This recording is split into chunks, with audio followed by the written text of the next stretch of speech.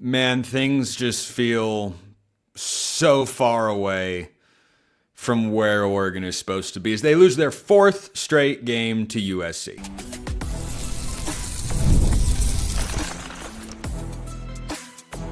You are Locked On Ducks, your daily podcast on the Oregon Ducks, part of the Locked On Podcast Network, your team every day. Yes, it is that time once again for a reaction episode of Locked On Ducks. I'm your host, Spencer McLaughlin. Thank you all so much for making this your first listen or your first view post Oregon's fourth straight loss. Part of the Locked On Podcast Network, the number one sports podcast network out there. Thank you all so much for making that the case.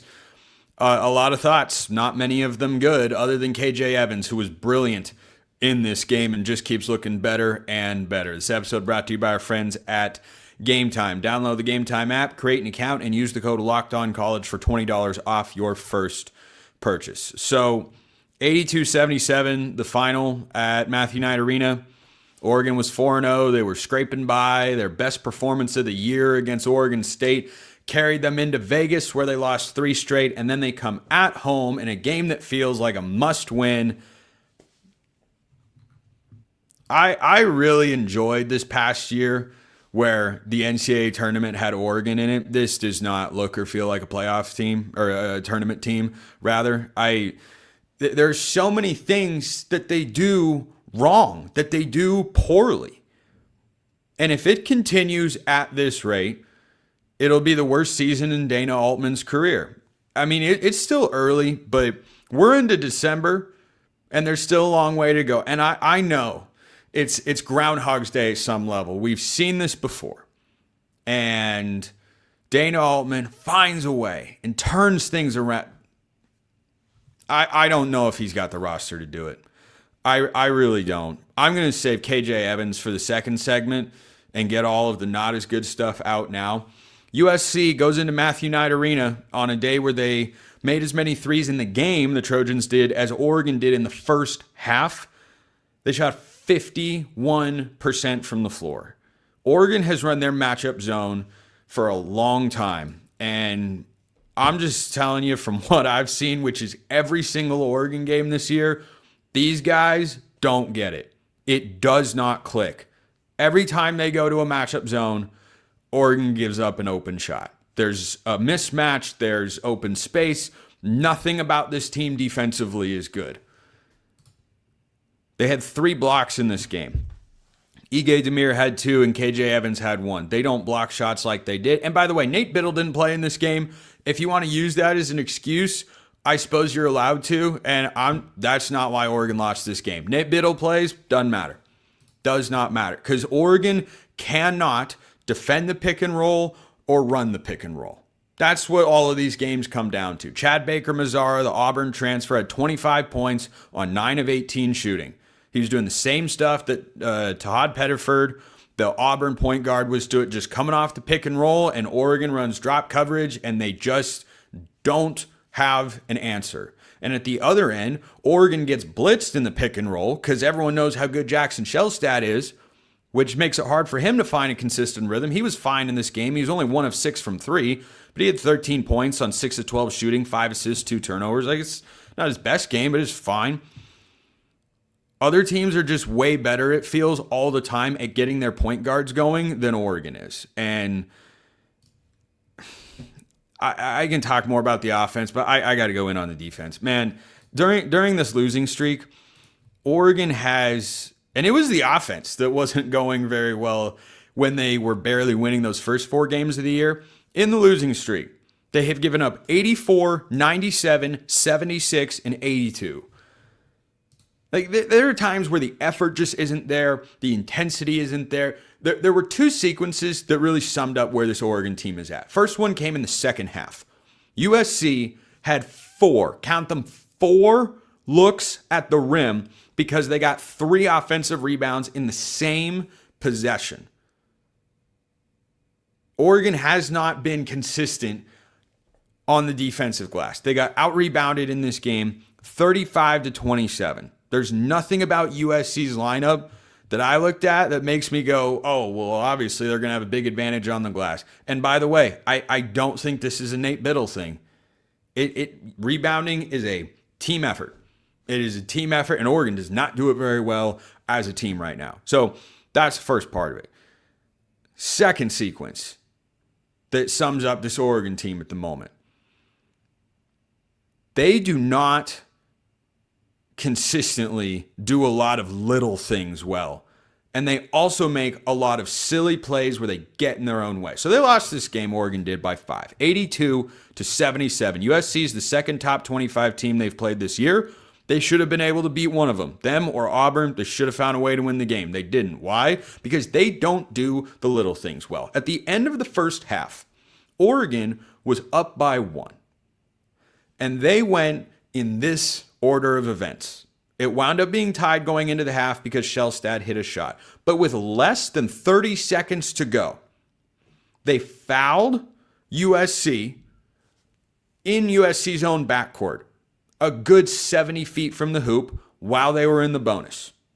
USC makes one free throw. Oregon gets the defensive rebound and then turns the ball over in the backcourt and gives USC an easy layup.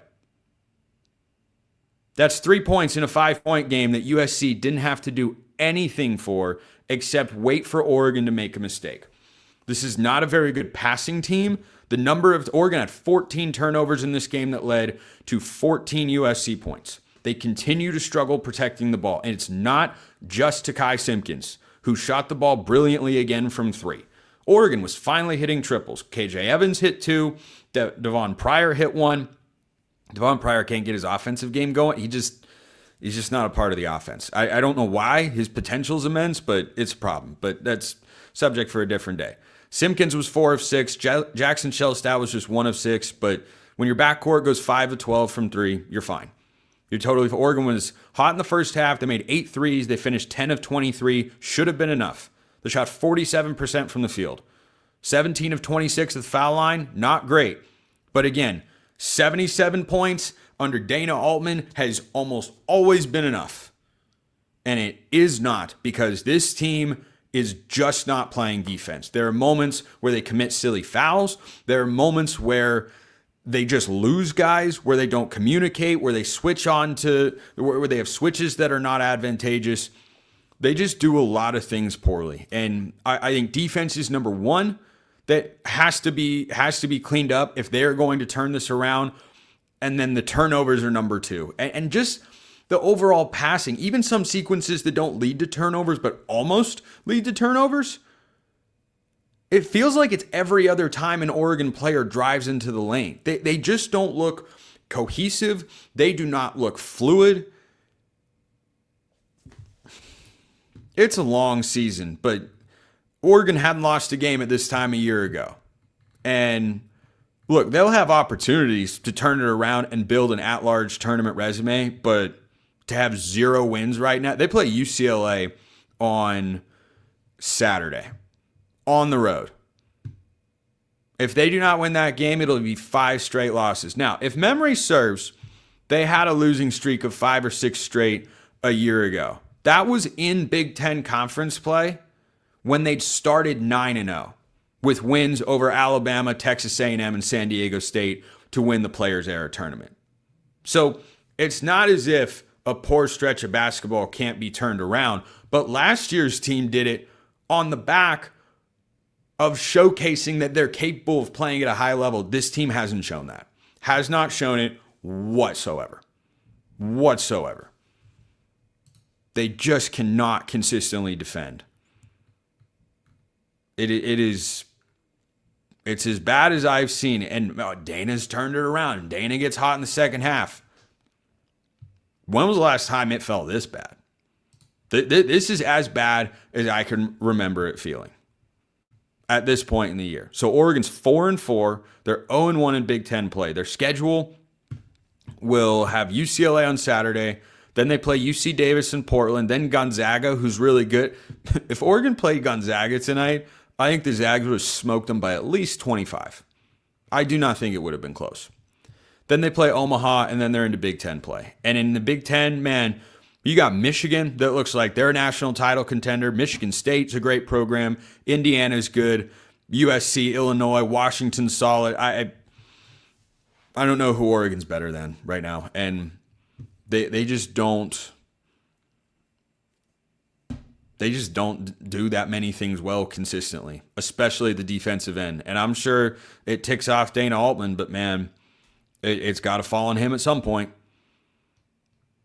And this is just another bad loss. This is a rough start. Rough start. Long season, but I mean, just think about it. Having 4 losses at this point in the year. What's the fewest number of losses Oregon could wind up with? The fewest number. 9?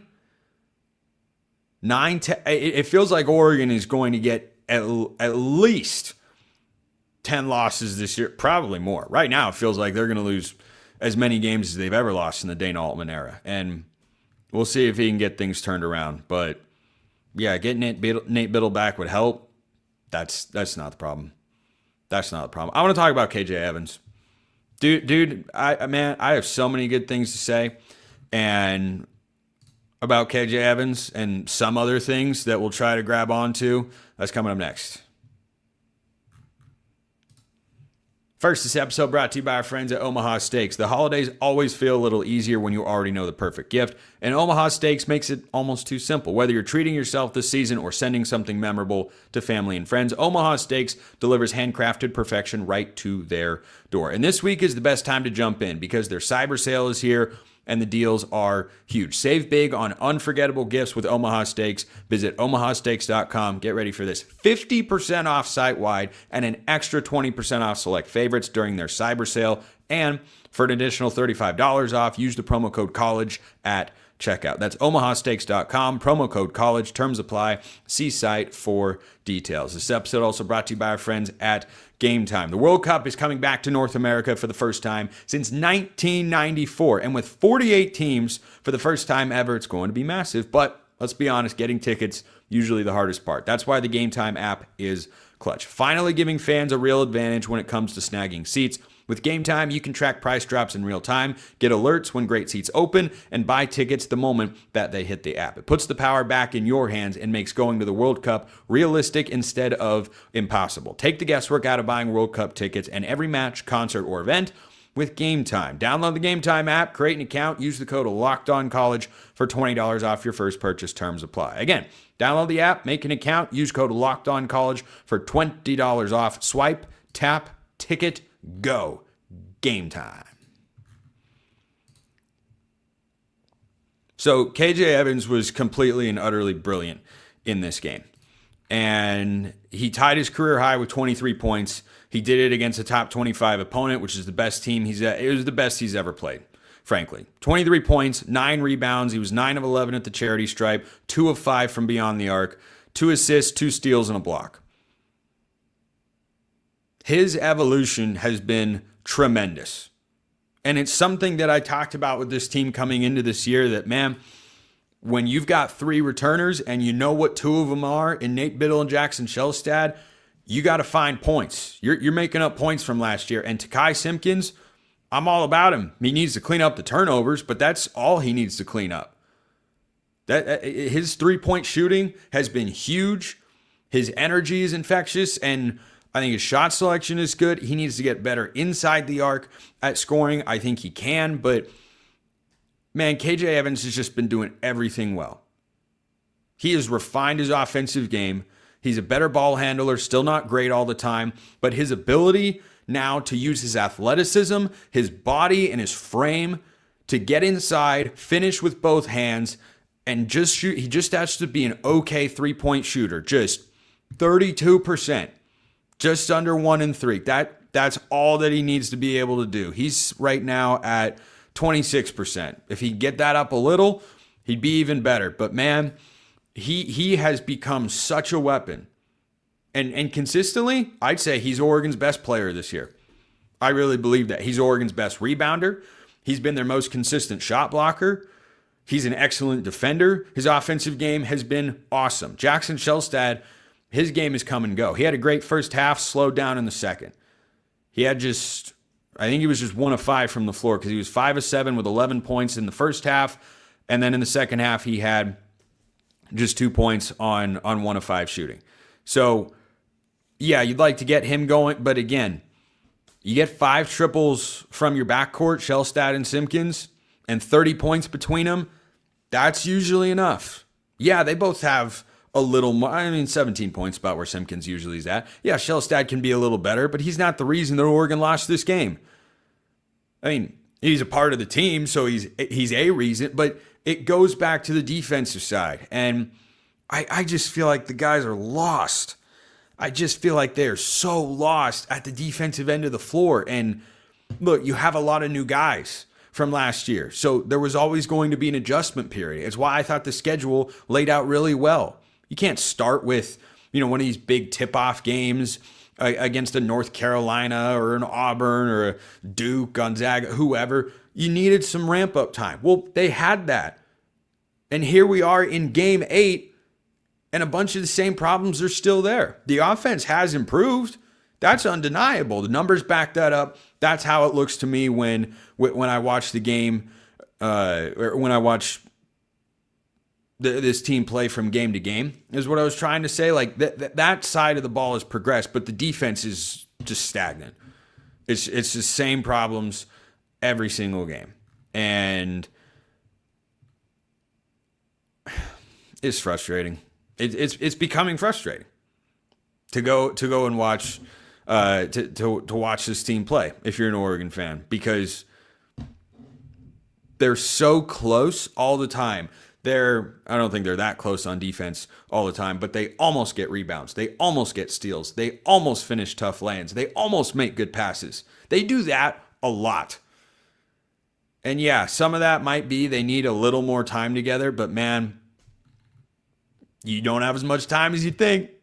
8 games into the season.